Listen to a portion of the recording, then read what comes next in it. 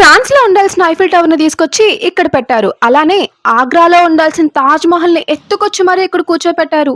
ఇవన్నీ తీసుకురావడానికి చాలా టైమ్ అండ్ మనీ పట్టిందంట. హాయ్ అందరికీ.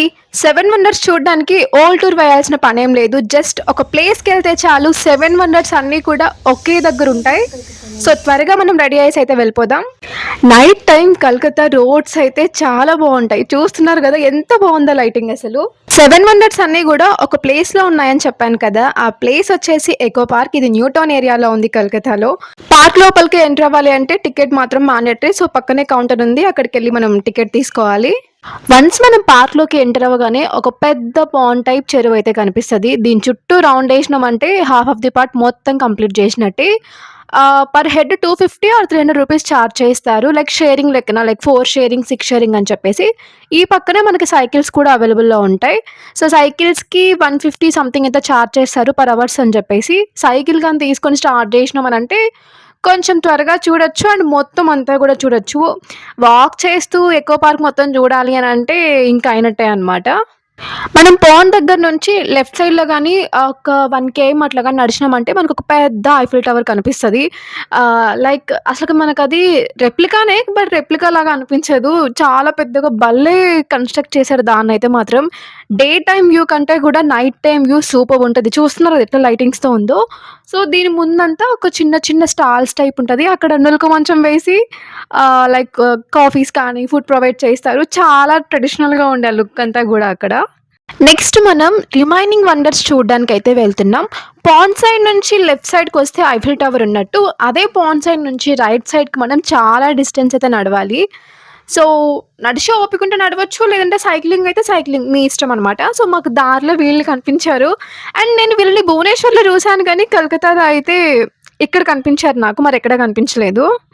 ఈ ఎకో పార్క్ అయితే డే టైమ్‌లో ఒకలా ఉంటది. నైట్ టైమ్ లైటింగ్స్‌తో అయితే ఇంకా బావుంటది. ఫ్యామిలీకి, ఫ్రెండ్స్‌కి, కపుల్స్‌కి సమ్ పిక్నిక్ టైప్‌కి చాలా మంచిగా అనిపిస్తది ఇక్కడైతే. అండ్ ఈవినింగ్ టైమ్ కూడా ఎంతమంది పీపుల్ వస్తారు అసలు కిడ్స్‌నేసుకొని ఇక్కడికైతే.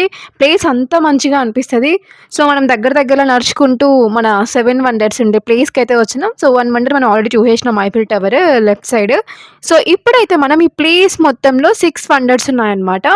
మనం ఇక్కడ లోపలికి ఎంటర్ అవ్వాలంటే చార్జ్ చేస్తారు. పర్ హెడ్ 40 రూపీస్ పడుతుంది. ఈ 7 వండర్స్‌లో నన్ను గట్టిగా అట్రాక్ట్ చేసింది Eiffel Tower and Taj Mahal. Taj మహల్‌ని చూస్తే నైట్ టైము అసలు రెప్లికా లానే అనిపించలేదు. అంత మంచిగా ఉండి యాజ్ ఇట్ ఈజ్ దింపేశారసలు. అండ్ రిమైనింగ్ కూడా అనమాట.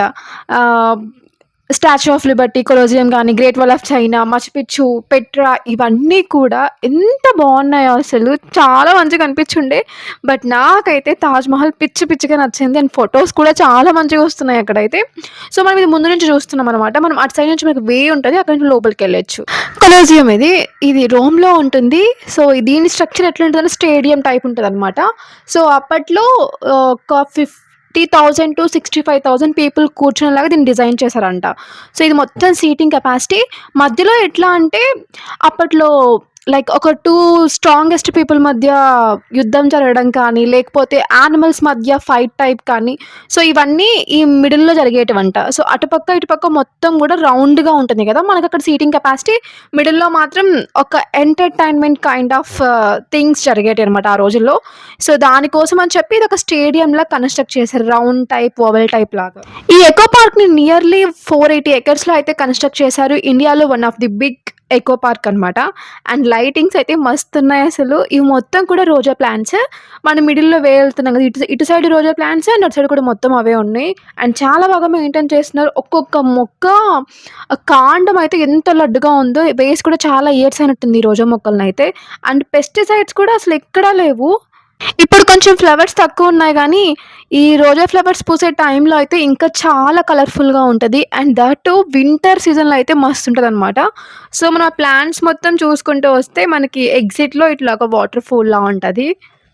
లైటింగ్స్ వల్ల సరిగ్గా క్యాప్చర్ అవ్వట్లేదు నైట్ టైమ్. అండ్ ఆ సైడ్ ఆరెంజ్ కలర్‌లో కనిపిస్తోంది గదా! అది మాత్రం ఫోటో స్పాట్ అనమాట. అక్కడ ఫోటోస్ వస్తాయసలు. చాలా మంచిగొస్తాయి. ఒకసారి ఎవరైనా ఎకో పార్క్ మీరు గాని ఎళ్తే అండ్ ఈ స్పాట్‌లో తప్పకుండా ఫోటోస్ తీసుకోండి. దెన్ అక్కడ కొన్ని ఫోటోస్ తీసుకున్నాక ఇట్లొచ్చినాం. ఇక్కడేంటంటే వాటర్ పైనుంచి అట్లా స్ప్రింకిల్ అయితా ఉంటది. ఒక లైక్ ఫాగ్ టైప్ అన్నమాట. భలే అనిపించింది అదైతే అసలు. మనం ఎకో పార్క్ ఎన్ని టైమ్స్ వచ్చి ఎంత చూసినా గాని ఎక్కడో దగ్గర మిస్ అయితేనే ఉంటాం. ఏదో ఒక ప్లేస్ చూడకుండా. సో, 480 ఎకర్స్ అంటే చిన్న మాటలు కాదు గదా! ఎంత టైం పట్టుద్ది. సో, అందుకే సైకిల్స్ తీసుకోవడం బెటర్ అని చెప్పాను. అసలు ఏ వేలో ఎళ్తున్నాం, ఎటు ఎళ్తున్నాం చాలా ఎక్కువ ఎక్కువ ప్లేసెస్ ఉంటాయన్నమాట. మనం ఒక సైడ్ నుంచి ఎళ్ళినామంటే ఇంకొక ప్లేస్ మనం మిస్ అయిపోతాం. తప్పకుండా మిస్ అయితాం. సో, కొంచెం ఎర్లీగా స్టార్ట్ అయితే లైక్ ఈవినింగ్ 3కి కానీ, 4కి కానీ ఎళ్ళామంటే కొంచెం మంచిగా కవర్ చేయొచ్చు ఎకో పార్క్ అంతా గూడా. లేదంటే కష్టమైపోద్ది. ఈవినింగ్ 5:30, 6కి గాని ఎళ్ళామంటే 2, 3 అవర్స్‌లో అసలు మనం ఏం చూడలేం.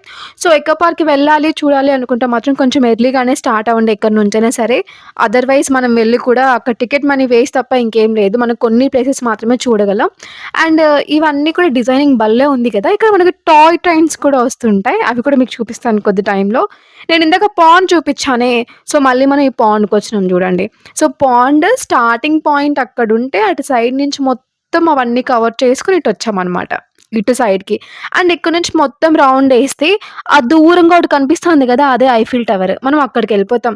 సో, ఈ గ్యాప్ మొత్తంలో మనకక్కడ టాయ్ ట్రైన్స్ కూడా కనిపిస్తాయి. అండ్ సమ్ ప్లేసెస్ కూడా ఉన్నాయి. లైక్ చైనీస్ రెస్టారెంట్ అని చెప్పేసి సంథింగ్ కొత్త కొత్తగా ఉన్నాయి అవన్నీ గూడా. నాకీ పాండ్ అయితే చాలా బాగా నచ్చింది. అసలు ఎంత బావుంది గదా!